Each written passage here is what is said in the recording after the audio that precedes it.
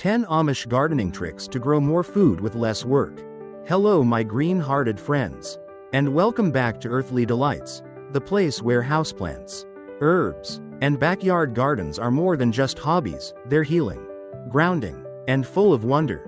If you've ever looked at your windowsill plants and wondered why they aren't thriving, or wished your tiny patio could produce more than just a couple basil leaves, you're not alone. You're probably someone who talks to your plants, celebrates every new leaf, and maybe even feels a little guilt when you forget to water for a few days.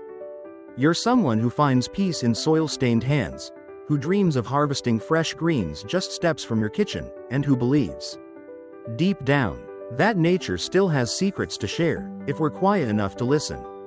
Today, I'm inviting you into a world where old wisdom meets modern simplicity, a journey inspired by the time-tested practices of the Amish.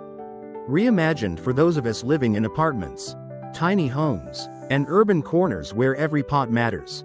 These aren't your average gardening hacks. They're soulful, practical, and wildly effective. So get cozy, because we're about to uncover 10 timeless secrets that will transform the way you grow, feed, and care for your plants, whether you're tending a jungle in your living room or tomatoes in a raised bed. And hey, if you're new here or you've been quietly growing along with us, make sure to hit that subscribe button and join our Earthly Delights family. Your plants will thank you, and so will I. Ready? Let's grow. 1. Planting by the moon, gardening with cosmic rhythm. You know, I used to think the moon was just something we admired at night. A quiet companion in the sky. Beautiful, sure, but just for looking at. That was before I met an old gardener who told me, the moon doesn't just pull tides, it pulls roots, too. At first, I smiled politely and moved on. But curiosity got the better of me. I started digging, both into the soil and into the stories. And what I found changed the way I garden forever. You see, for centuries, from ancient farmers to the Amish of today, growers have planted by the phases of the moon. And not just as folklore. There's a rhythm, a science, a quiet force beneath it all.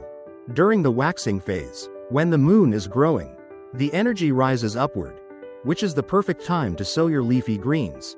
Lettuce, basil, spinach, even your indoor monstera. The moon's pull encourages moisture to rise and leaves to flourish. Then comes the waning moon. When the light shrinks and the energy pulls downward, deep into the soil, that's when it's time to plant root vegetables, carrots, radishes, beets, and to tend to repotting or pruning. The roots are stronger, more grounded, and your plants? They feel it. I tried it myself, just for fun. But the difference? Stunning. My herbs grew richer. My indoor pothos stopped drooping. Even my balcony tomatoes perked up like they were dancing in sync with the sky. It's like your garden starts to breathe with the universe. And no, you don't need a telescope or a farmer's almanac. Just a simple moon phase app or even your calendar. Because when you grow with the moon, you're not just planting seeds. You're aligning with something ancient, something wild, something real. Ready to take it one step further? Let's talk about how you can grow more food in less space than you ever imagined, even if all you've got is a corner and a couple of old containers. That's coming up next. 2. Vertical gardening. Grow more in small spaces. If you've ever looked around your home and thought, I'd love to grow more, but I just don't have the space, you're not alone. I used to believe the same thing. One sunny afternoon, staring at my tiny balcony crammed with 2 sad pots and a watering can, I almost gave up on the idea of growing anything meaningful. But then I remembered a method I once saw in an Amish homestead. It wasn't fancy, it wasn't high-tech, it was a stack of old tires. Yes, tires. They were using them to grow over 100 kilograms of potatoes in a space smaller than your average bathroom rug. It was like watching magic happen in layers. Now, I'm not saying you need tires in your living room, unless that's your thing, but the principle behind it? Brilliant, and easily adaptable. Vertical gardening is your secret weapon. It turns walls, fences, balcony railings, and even windows into thriving green zones. Hanging pots, stackable planters, recycled crates, shoe organizers, or even that old ladder in the garage, they all become tools of abundance when you start thinking upward instead of outward. I started small, a 3-tiered wooden shelf, tucked next to my kitchen window. basil on top, mint in the middle, chives at the base, and just like that, my cooking herbs were thriving, only inches from where I made my meals. Before long, I added strawberries in hanging baskets, cherry tomatoes growing out of a shoe rack, and even spinach in a vertical grow bag hooked on the fence. And the best part? Vertical gardening isn't just space saving. It improves airflow, reduces pests, and makes harvesting a breeze. No more crouching, no more cluttered pots taking over the floor. It's gardening that fits your life, not the other way around. So whether you live in a tiny apartment or have a sun-drenched corner of a porch, remember, you don't need more ground. You just need a little imagination and a vertical dream. Up next, we're going underground, not in a metaphorical way, but literally, to unlock a 2.000-year-old secret that waters your plants while you sleep. Trust me, this one's a game changer. 3. Clay pot irrigation, self-watering magic. Have you ever gone on a short trip, only to come back and find your houseplants drooping like they've been through a desert storm? Yeah, me too. That used to be the story of my life, until I stumbled upon a quiet little miracle that dates back over 2,000 years. No hoses, no timers, no electricity, just a humble clay pot, and the wisdom of ancient gardeners who knew how to let nature do the work. It's called clay pot irrigation, and it's as brilliant as it is simple. The concept? You bury a small, unglazed clay pot, called an olla, into the soil next to your plant. You fill it with water, seal the top, and walk away. That's it. The clay slowly releases just the right amount of moisture directly to the roots. No overwatering, no underwatering, no daily check-ins. The plant takes what it needs, when it needs it. When I first tried it, I was skeptical. I buried a small pot next to my cucumber vine on the patio and left for a long weekend. I came back expecting shriveled leaves and dry soil, but instead, my cucumbers were greener, perkier, and somehow even bigger than before I left. It was like a garden babysitter, one that never forgets. And here's the magic.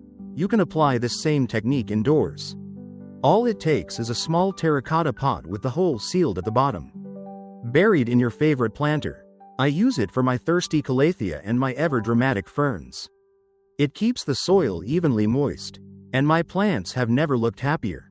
For busy plant lovers, travelers, or even those of us who just forget, this little pot is a lifesaver. It's like giving your plants a quiet guardian, one that doesn't beep, ping, or run out of batteries. And as you sip your tea or head out for the day, there's something peaceful about knowing your plants are being gently cared for in your absence, by a method that stood the test of centuries. Next, we're going to shift gears and talk about something unexpected, something most people throw away, but the Amish treat like treasure. It's wood, old, dry, forgotten branches, and what they do with it might just transform your soil forever. 4. Hugelkultur in pots, forest power in a container. Sometimes, nature hides its greatest secrets in the most unlikely places, like a fallen branch, slowly softening on the forest floor. Most of us walk right past it, old wood, dried out, crumbling into dust. But the Amish? They see treasure. They see a secret buried beneath our feet, one that feeds the soil for months, even years, without a drop of fertilizer. It's called Hugelkultur, a centuries-old method of gardening that turns wood, scraps, and kitchen waste into a moisture-rich, nutrient-packed foundation for plants to thrive. Traditionally, it's used in large mounds outdoors, but what if I told you this forest magic can be brought right into your own home, tucked inside a simple container? Here's how it works. You start with the bottom of your pot, not with gravel or plastic, but with sticks. Yes, dry branches, twigs, even leftover wooden chopsticks if that's what you've got. Then layer in things you might normally throw away: vegetable peels, eggshells, used coffee grounds. Top it all off with quality soil, and plant like you normally would. What happens next is beautiful. The wood acts like a sponge. It soaks up moisture when you water, and slowly releases it over time, keeping the soil cooler, damper, and more balanced. At the same time, as the wood breaks down, it feeds the roots from below, a slow, steady banquet for your plants. I tried this in a large indoor pot with my rubber plant. At first, I didn't expect much. But weeks later, I realized I was watering less, and my plant had doubled in size. The soil stayed soft and rich, even during a heat wave, and when I dug a little deeper, earthworms, happy, healthy, busy little earthworms working their magic right in the pot. The best part? Hugelkultur isn't picky. You can adapt it to almost any container, from balcony boxes to repurposed tubs. It's low maintenance, low cost, and perfect for anyone who wants to grow more with less. So next time you prune a tree or sweep up dry twigs, don't toss them. Think of them as nature's quiet gift, a slow release of life beneath the surface. Coming up next, we'll talk about something a little more immediate and a lot more fragrant. It's sharp, it's simple, and it might just be your new best friend against bugs. Let's talk garlic. 5. Garlic spray, natural pest control without chemicals. Let me ask you something. Have you ever gone to check on your plants, maybe your precious beans or tender herbs, only to find tiny invaders crawling all over them? Aphids, mites, little sap-sucking saboteurs that show up uninvited. And before you know it, your thriving green haven starts to droop and curl like it's crying for help. It's a sinking feeling, right? Now, the old me would have rushed to the store, grabbed the first bottle labeled organic, and hoped for the best. But one summer day, visiting an Amish farmer, I learned something that completely rewired the way I look at pest control. She handed me a jar. It smelled sharp, earthy, unmistakably garlic. She smiled and said, "This is all I use. The bugs hate it, the plants love it, and the bees don't mind one bit." I was intrigued. Garlic? Just garlic? Turns out, the recipe is beautifully simple. You crush a few garlic cloves, soak them in oil overnight, then mix it with water and just a drop of natural soap. Strain it, pour it into a spray bottle, and voila! You've got a powerful, homemade pest deterrent. And the magic? It doesn't kill, it confuses. The intense smell masks your plant's natural scent, making them invisible to hungry bugs. Aphids flee, beetles back off, but your butterflies, your bees, your garden's good guys, they stay happily buzzing, undisturbed. The first time I used it, I sprayed it on my indoor bean plant that had been under siege. Within 2 days, the bugs were gone, not a trace. And the plant? It looked like it could finally breathe again. Plus, it gave my kitchen this oddly comforting scent of earthy garlic and growing things. It felt like my little indoor jungle had armor now, invisible. Homemade, safe. This spray is now a staple in my home. It's especially useful for those of us who don't want to introduce chemicals near our pets, children, or edible plants. So the next time your green babies are under attack, don't panic. Just reach for garlic, the silent protector in your pantry. And speaking of protectors, in the next part, we'll meet a towering hero that does way more than just look pretty in the garden. It's tall, it's bright, and it's surprisingly strategic. Stick around, sunflowers are up next. 6. Companion plants, mini ecosystems for healthy growth. There's something special about walking into a garden, or even just stepping onto a balcony, and feeling like every plant belongs. Like they're all part of some quiet, invisible conversation. It's not just aesthetics. There's a deeper language going on beneath the leaves. A silent cooperation. And nowhere is that more beautifully displayed than in the ancient practice of companion planting. The Amish know this well. I once stood at the edge of a lush vegetable bed where tomatoes, beans, marigolds, and sunflowers were growing together, not in random chaos, but in perfect harmony. It wasn't just planting, it was orchestration. And the sunflower? It stood tall, a golden sentinel, not just soaking in sunlight, but casting it, gently shading tender greens like lettuce and spinach from the harsh afternoon heat. That one sunflower allowed everything below it to flourish longer, stronger, sweeter. But that's not all. These flowering companions, like marigolds, nasturtiums, calendula, they do more than just add color. They act as decoys, drawing pests away from your edibles. They attract pollinators that boost fruit production. They bring balance to your garden, whether it's in the backyard or on your kitchen windowsill. I started planting marigolds next to my tomatoes, just a few, tucked into the same pot, and the difference was staggering. Fewer pests, more flowers, juicier tomatoes. Even my bees and butterflies seemed happier, lingering a little longer. Indoors, I tried pairing herbs like basil with small flowering plants like dwarf calendula. Not only did it lift the look of my little plant shelf, but the herbs seemed more vibrant. The air even smelled richer, more alive. That's the magic of companion planting. It reminds us that growth is better in community, that no plant truly thrives in isolation, just like us. So the next time you plant something, ask yourself, who could I grow this with? A friend for color, for protection, for pollination, or simply for joy? Because when your plants support each other, your entire garden becomes a little more resilient, a little more beautiful, and a lot more alive. Up next, we're going to ground ourselves, literally, with one of the simplest, most overlooked tricks for building healthier soil and keeping weeds out, using something you probably have sitting in your recycling bin right now. Let's talk cardboard. 7. Cardboard composting, soil builder and weed blocker. There's something satisfying about peeling open a cardboard box, isn't there? Maybe it held a gift. Maybe something you ordered late at night, a little excitement delivered to your door. But after the thrill fades, we usually break it down and toss it into the recycling bin without a second thought. What if I told you that same piece of cardboard could become one of the most powerful tools in your garden? No, seriously. To the Amish, and to more and more gardeners around the world, cardboard is not trash. It's treasure. It's a silent worker that suppresses weeds, builds soil, and holds onto moisture like a sponge. And the best part? It asks for nothing in return. I remember laying my first sheet down in my backyard, skeptical but curious. I placed it along the garden path, covered it with a layer of straw, and left it for a week. Just 1 week. The weeds that had always popped up like clockwork? Gone. The soil underneath? Still cool and moist, like it had just rained.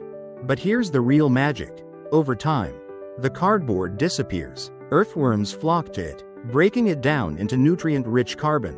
It feeds the life underground without you ever lifting a shovel. And this isn't just for outdoor gardens. Indoors, I've cut strips of cardboard to line the base of larger pots, especially those growing vegetables or moisture-loving plants. It helps regulate water and gives the soil time to breathe. You can even shred it and mix it into your compost bin as a vital, brown, layer. It's low effort, it's free, and it works. There's something deeply rewarding about turning something that once held consumer goods into something that now grows life. It's a quiet kind of recycling, one that heals the soil instead of cluttering landfills. So next time you open a box, pause before tossing it. Maybe tear off a flap, tuck it under a plant, or line a container. You won't see the transformation happen overnight, but give it time, and that cardboard will become soil. And what better metaphor is there than that? Coming up next, we're going to continue this theme of layering, not with cardboard, but with kitchen scraps, leaves, and nature's leftovers, to create rich, dark compost without the hassle of turning or stirring. It's the laziest way to nourish your garden, and maybe the smartest. 8. Lasagna composting, layered fertility with no effort. Let's face it, composting can sound intimidating. All that turning, balancing greens and browns, checking temperatures, worrying if it's too wet or too dry. For a long time, I thought compost was for people with big yards, pitchforks, and a lot more patience than I had. But then I learned about something called lasagna composting, and just like the dish it's named after, it's all about the layers. No stirring, no flipping, just layer after layer of organic goodness stacked like a delicious recipe for the soil. I remember the first time I tried it. I started with a base of cardboard, yes, that same cardboard we just talked about, then added a layer of vegetable scraps from last night's dinner, followed by dry leaves I gathered on a walk, then coffee grounds, then more straw. It felt more like tucking in a garden bed for a long, nourishing sleep than doing any real work. And that's exactly what makes it so beautiful. Nature takes care of the rest. Microbes wake up, worms move in, the pile slowly heats and settles. And over a few weeks or months, depending on your climate, it transforms into rich, dark, living compost. No stirring required. Even indoors, you can do a mini version. I've filled a storage bin with alternating layers of shredded paper, veggie peels, and houseplant trimmings. I keep it in the corner of my laundry room, and every time I open the lid, I swear the smell of earth makes me feel like I'm standing in a forest. There's a quiet wisdom in this method. It reminds us that sometimes the best way to grow is to stop forcing and to let time, gravity, and the rhythm of decay work in our favor. So if you've ever felt too busy to compost, or too tired, or too unsure, try lasagna composting. Let your waste become nourishment. Let your leftovers become life. And speaking of kitchen scraps that can work wonders, up next, we'll look at one in particular that most people toss without a second thought. But in the garden, it's pure gold. Get ready, banana peels are next. 9. Banana peel fertilizer, sweet energy for flowering plants. It's funny how often we overlook the little things, the scraps, the peels, the pieces we consider done and done with. Take banana peels, for example, soft, stringy, often tossed into the trash without a second glance. But to a gardener, to someone who's paying attention to the quiet cycles of growth and return, that banana peel is liquid gold.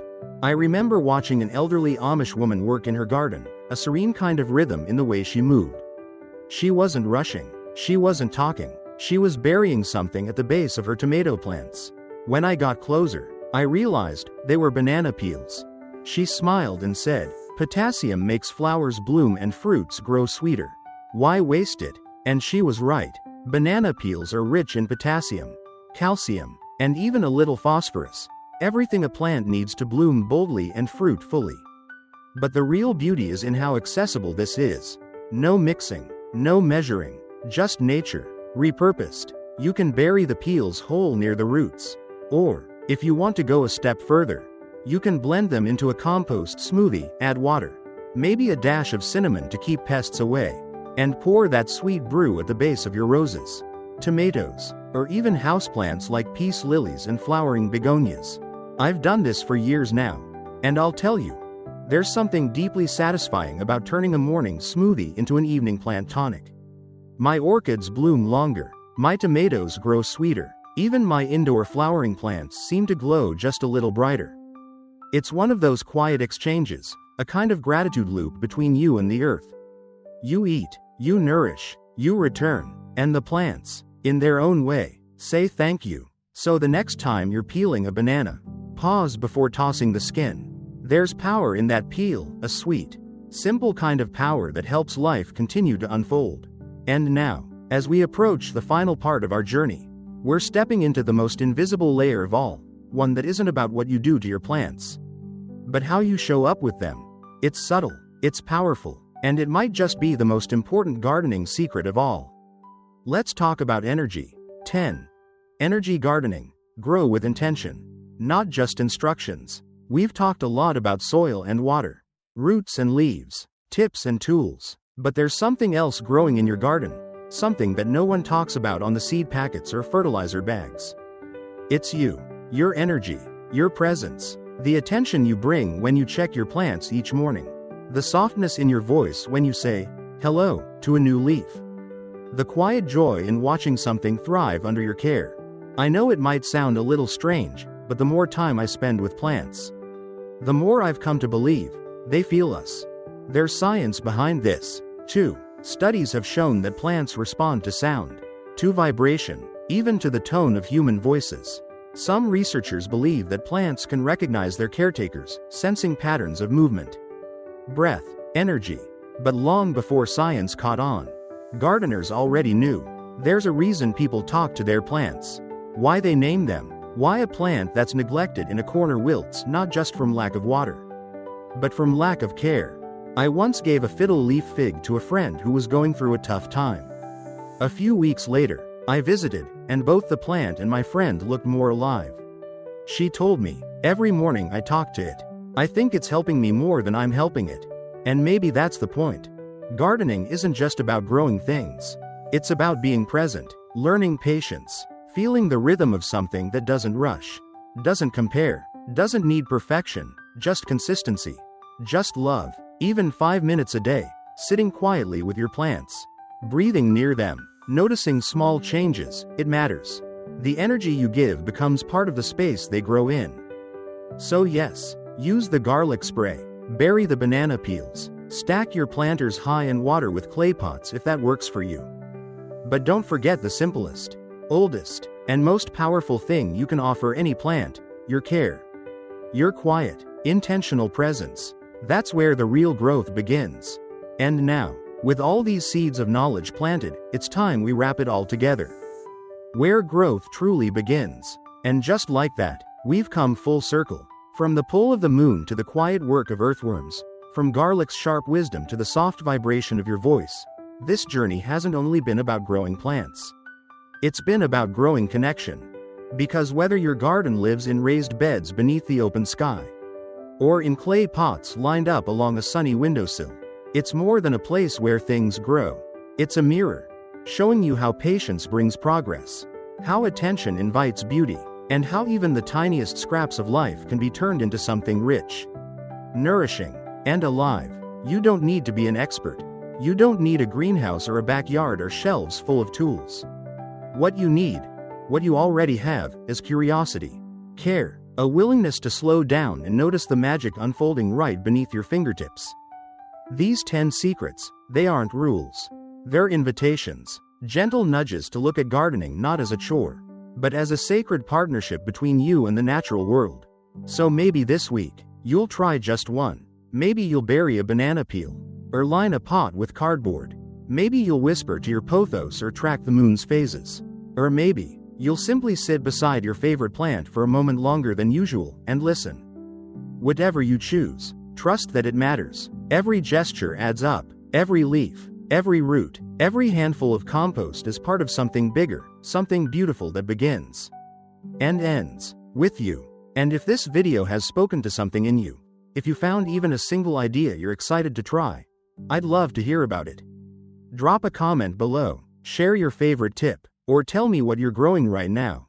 And of course, if you haven't already, subscribe to Earthly Delights so we can keep growing together, week by week, leaf by leaf, seed by seed. Until next time, my friend, stay grounded, stay curious, and keep tending to the quiet joy that grows in your hands.